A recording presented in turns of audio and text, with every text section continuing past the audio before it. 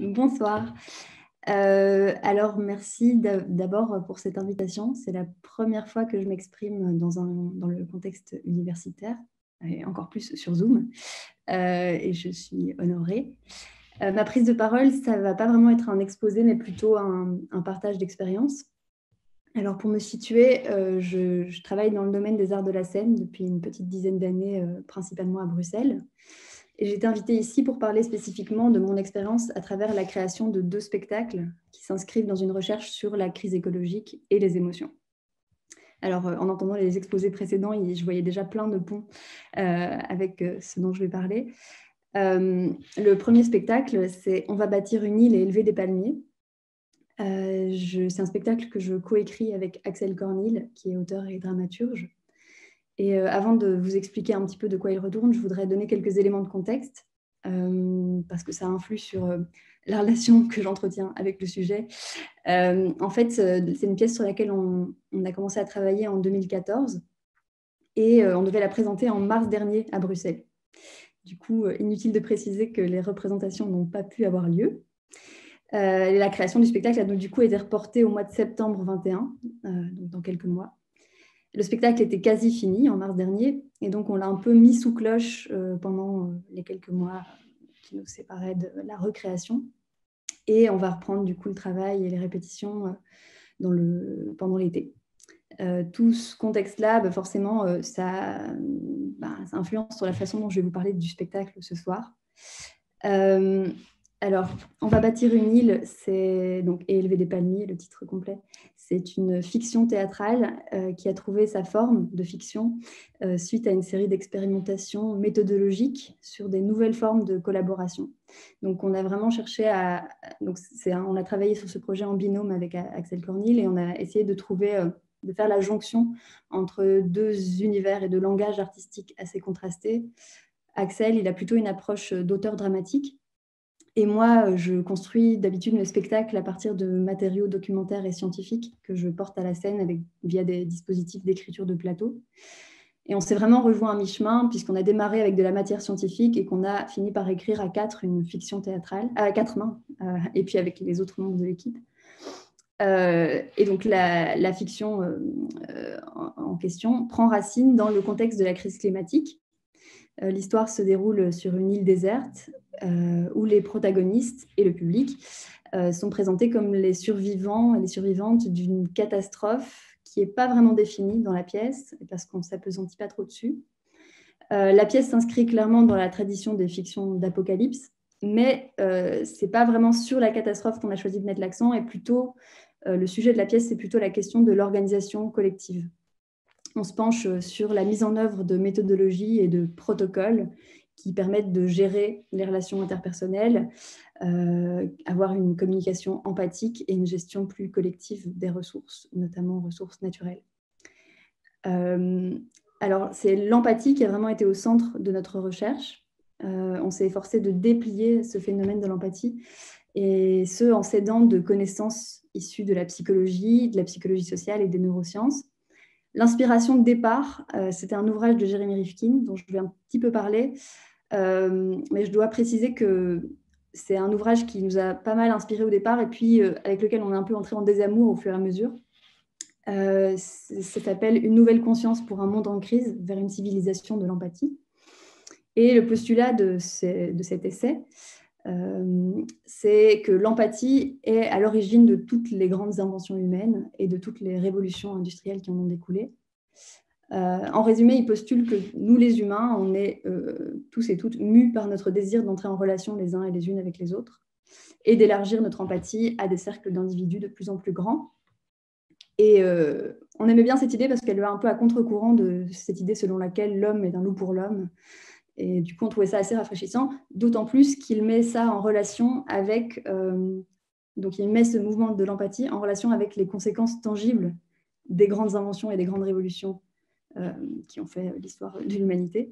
Et donc, en fait, il dit qu'on se trouve là au bord d'un gouffre anthropique causé par l'utilisation qu'on a fait et qu'on continue de faire des ressources naturelles. On pourrait parler d'exploitation.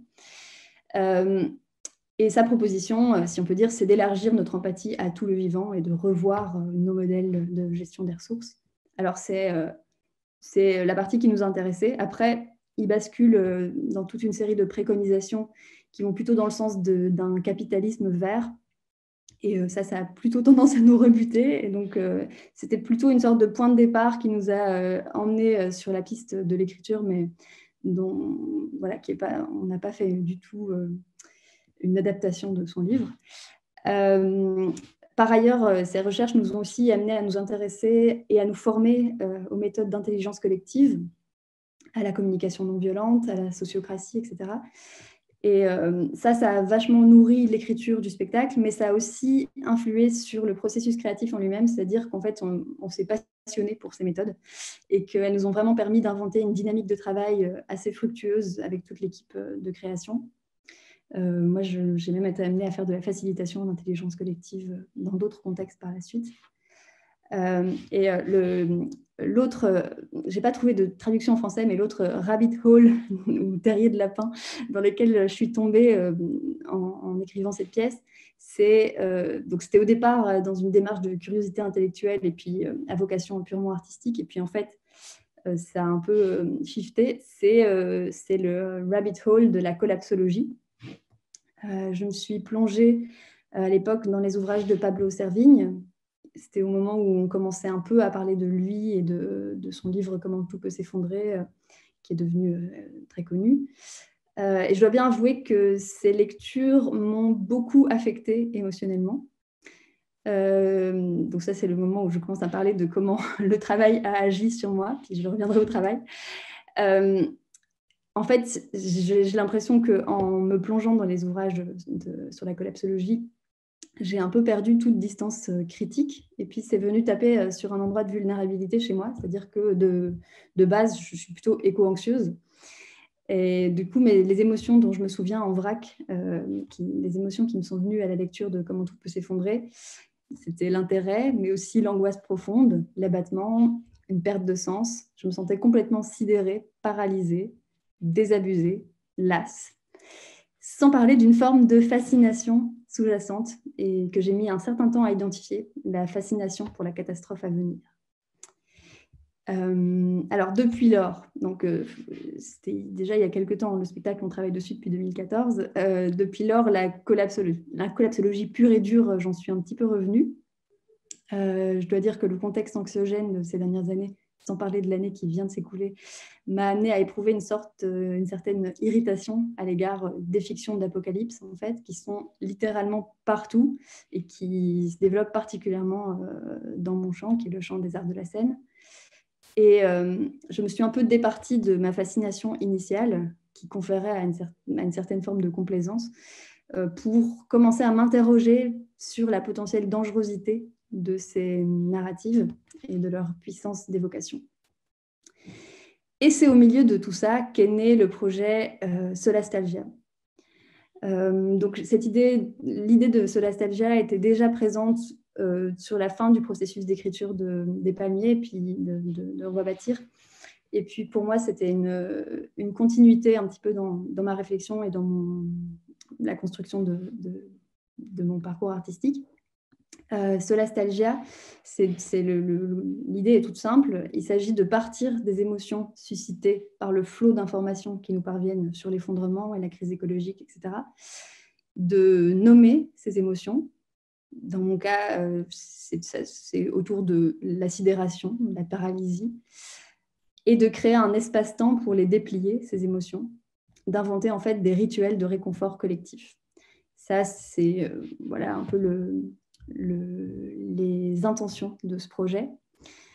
Mon processus de travail à ce stade, il suit le chemin suivant.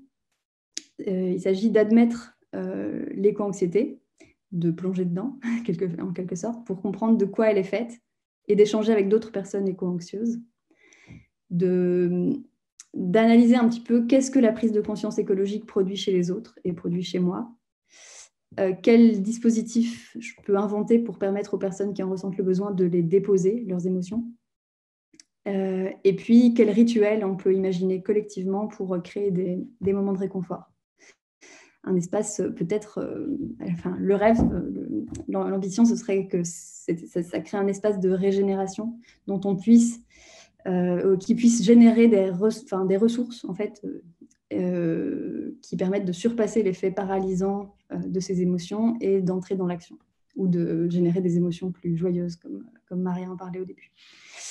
Alors, à ce stade, tout est encore assez ouvert au niveau de la forme que pourrait prendre le projet Solastalgia. Je suis au tout début du travail. J'ai commencé à le mettre en route pendant le tout premier confinement. Mais je me dirige vers un processus où vont s'alterner des phases plus introspectives et puis de lecture et documentation, et des modules plus participatifs avec des workshops et des ateliers où seraient invitées d'autres personnes qui se sentent concernées par l'éco-anxiété et la solastalgie.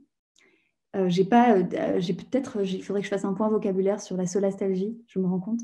La solastalgie, c'est un néologisme qui a été inventé par Glenn Albrecht, qui est un philosophe, penseur australien, pour définir en fait cet état dans lequel on peut être quand...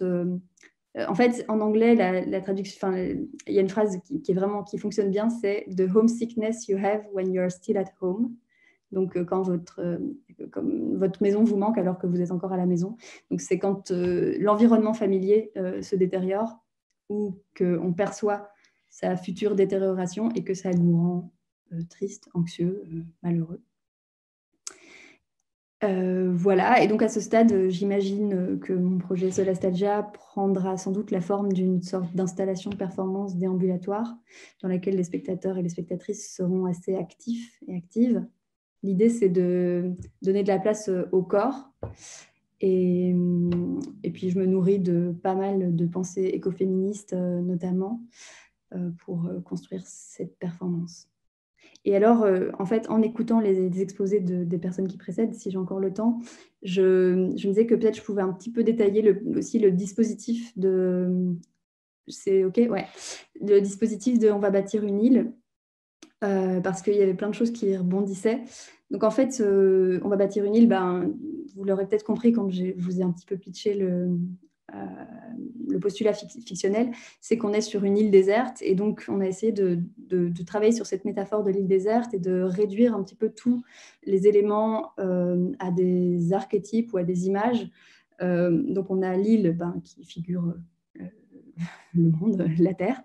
Et puis, on a aussi personnifié l'entropie, donc qui est un des principes scientifiques qui est exposé dans le spectacle. On l'a personnifié sous la forme d'une sorte de monstre très affamé, mais aussi sympathique, qui fait des apparitions un peu mystérieuses pendant le spectacle.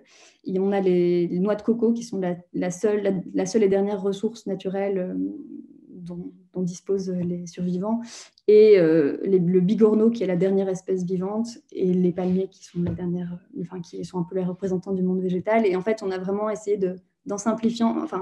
d'imager et de simplifier tout ce qu'on avait pu lire pour essayer d'ancrer en fait ces concepts et de créer un ancrage profond dans la métaphore. Et puis le langage est hyper central aussi, parce que toute la scénographie est composée de mots qui représentent les éléments du décor. Donc il y a écrit océan, et c'est là que se trouve l'océan. C'est des mots qui sont en 3D et qui créent vraiment le décor dans lequel se situe l'action. Du coup, je trouvais que ça créait des ponts avec les exposés précédents. Voilà, j'ai terminé. Merci. Merci beaucoup, et merci pour ces ponts créés dans le flux. C'était très intéressant. Je vais regarder s'il y a des questions de clarification.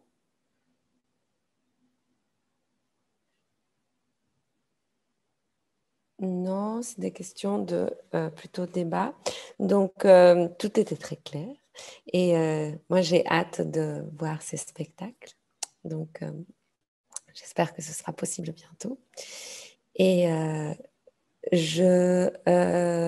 oui, non, pardon, il y a une question, mais elle est sur le chat. Oui, elle est très rapide.